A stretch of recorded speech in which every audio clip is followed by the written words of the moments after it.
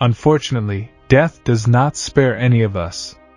The protagonists of today's compilation faced incredible dangers, but despite everything, they managed to get out of situations that seemed completely unfavorable alive.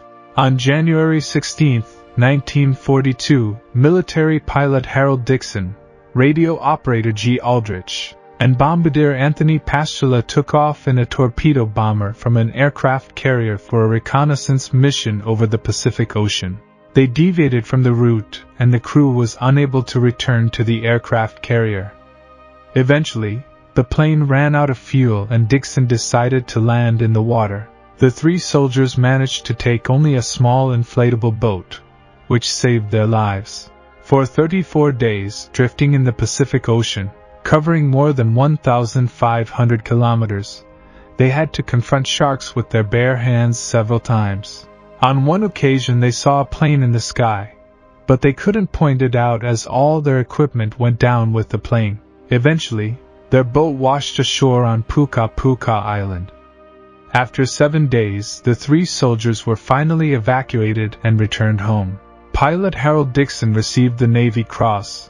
The radio operator and bombardier received commendations from the United States Air Force for their bravery and endurance. Douglas Mawson was one of those people who dared to explore the unexplored Antarctica in 1911. He led the Australian Antarctic expedition. The members of the expedition built a hut on the shore of a rocky bay and began exploring the mainland. They had to overcome monstrous distances through the territory of the perpetual frost, where the gusts of wind could reach incredible values. Despite the extreme weather conditions, the explorers managed to advance, but during a severe snowstorm, Mawson was the only one to survive. He realized that he could not continue the expedition alone, so he decided to return. The trip back to base was extremely difficult. Mawson had to cover a distance of more than 100 kilometers to reach his goal, but he managed to do it, and show everyone that our bodies and organisms are capable of a lot. Richard Norris Williams became another person who managed to survive the shipwreck of the Titanic. Williams, along with his father, embarked on the journey on the enormous ocean liner to a tennis tournament when the world-known tragedy occurred. Norris managed to save not only his own life, but also that of one of the passengers during the shipwreck. He heard cries for help and broke down the jammed cabin doors. Sadly, his father died during the tragedy, and Richard himself suffered serious injuries after spending a long time in the icy water.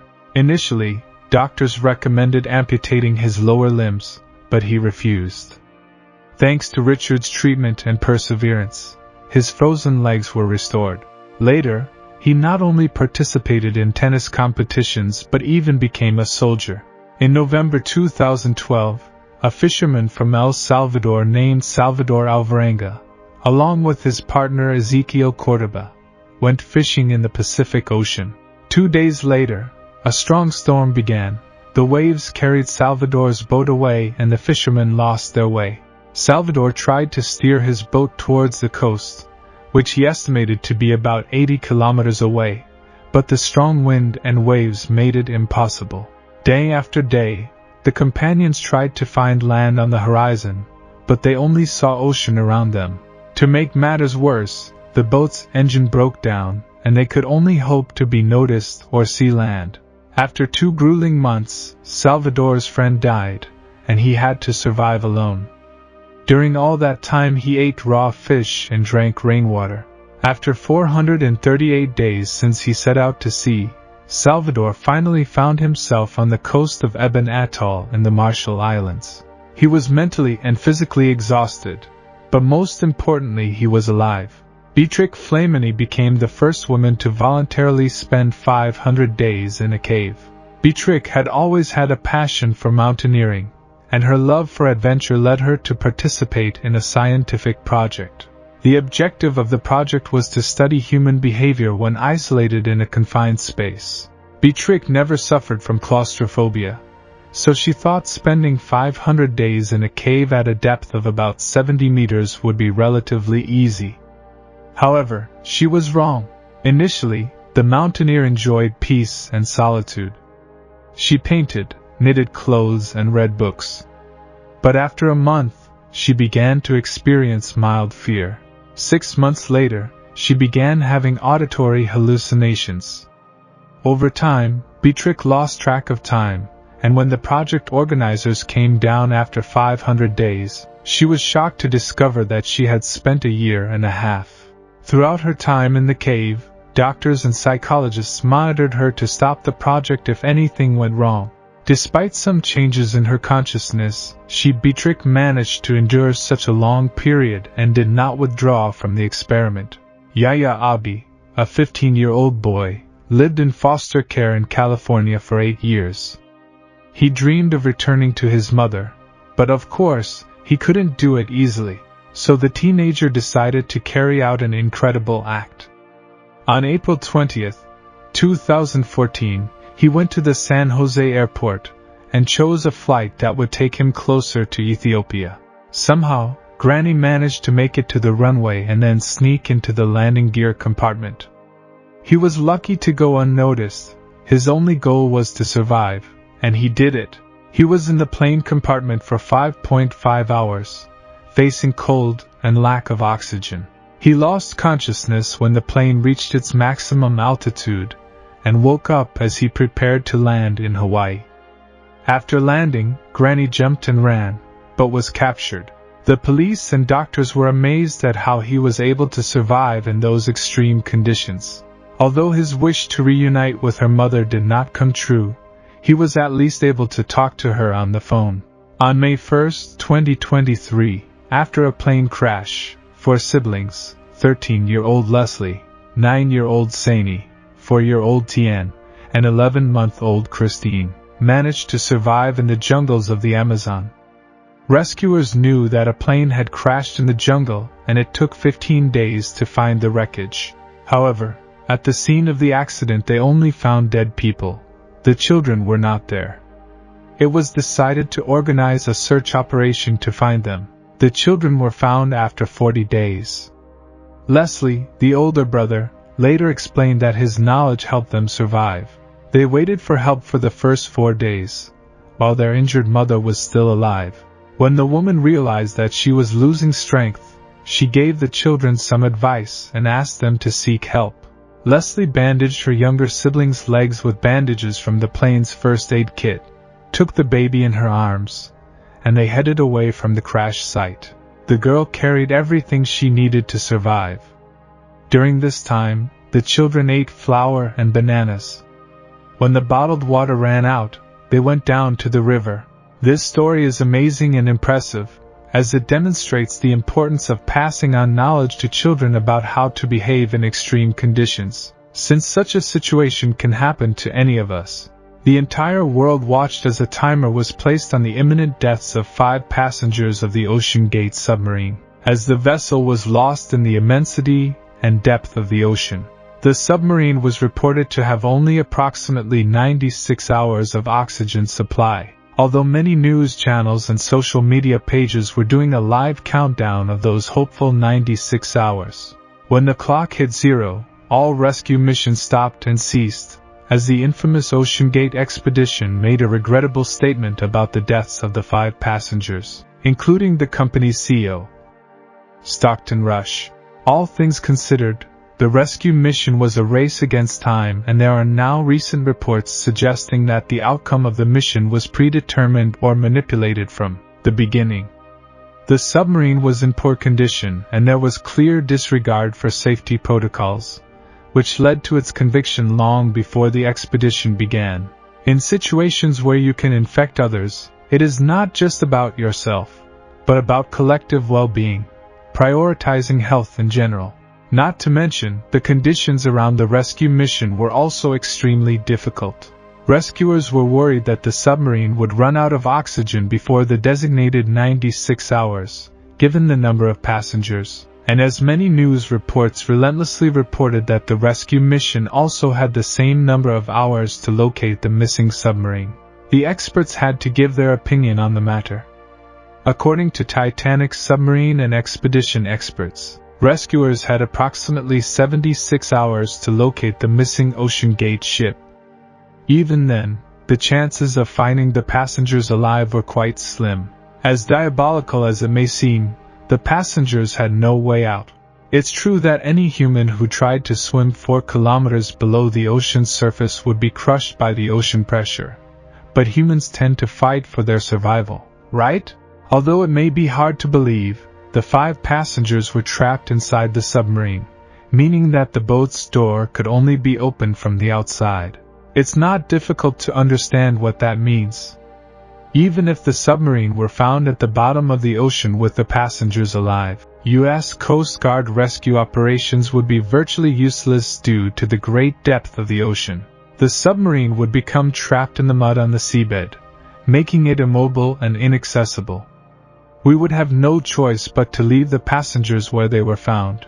Tim Malton, an expert on the sinking of the Titanic, was also not optimistic about rescue missions. Since Moulton knew the location of the ship's wreckage well, he offered a more realistic perspective on the missing submarine. He suggested that due to the submarine's poor design and ocean pressure, it is likely that the vessel was damaged and water entered. Finding the submarine was like searching for a needle in a haystack, and besides, submarines couldn't tow it to the ocean's surface. Boats at the bottom of the ocean are difficult to handle. Furthermore, we know more about the surface of the moon than about our own ocean surface. Therefore, many experts considered the rescue mission to be an illusion or a hoax. When Ocean Gate launched the submarine into the ocean, they knew that if something went wrong, there was no turning back. The company made sure passengers repeatedly signed liability waiver forms. It seems that Ocean Gate sent its passengers into the ocean with no intention of helping them. Additionally, a letter written in 2018 by industry experts revealed significant concerns about the Titan submarine and its expeditions to the wreckage of the Titanic. The Marine Technology Society, a marine think tank, criticized Ocean Gate, the company behind the Titan submarine, for its experimental approach and lack of independent evaluation by industry regulators. They questioned whether the Titan should have been evaluated by industry advisors or risk regulators. The Society expressed displeasure with Ocean Gate's claims about compliance with safety standards set by DNVGL, a recognized classification society.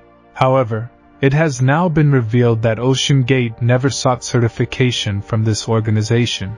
In an unpublished interview, Ocean Gate CEO Stockton Rush described the Titan as a submarine customized to explore the wreck of the Titanic, noting its lightness and maneuverability. Ocean Gate justified its decision not to pursue certification by arguing that it does not adequately address the human factor and could slow innovation. Although the Titan's certification status remains a mystery, a CBS News reporter revealed that the waiver document he signed made clear that the submarine was experimental and did not have regulatory approval or certification. Ocean Gate faced accusations of neglecting safety protocols and conducting inadequate testing before the tragedy. David Lockridge, the company's director of marine operations, raised concerns about the submarine's readiness and capabilities. However, his concerns were silenced and a legal battle ensued. This situation exposed Ocean Gate's security protocols, but the result was kept secret. The revelations surrounding the Titan submarine raise questions about safety regulation and the relationship between innovation and industry standards in commercial submersibles. Although the implications are profound, the report is essential to understanding the causes of the tragedy. Ocean Gate was aware of the deficiencies in its security, but decided to proceed with the operation despite the warnings. The submarine's declared ability to reach a depth of 4 kilometers turned out to be false, which could already be inferred from Lockridge's report. Although they could have used a safe viewing window for that depth, they chose to minimize costs and use materials whose reliability was in question. Despite receiving warnings from the Marine Technology Society, Ocean Gate ignored the concerns of submersible experts and continued with its experimental approach, which poses serious consequences for the industry. Ocean Gate ignored major problems in previous expeditions and continued sending the Titan submarine to extreme depths for which it was not prepared.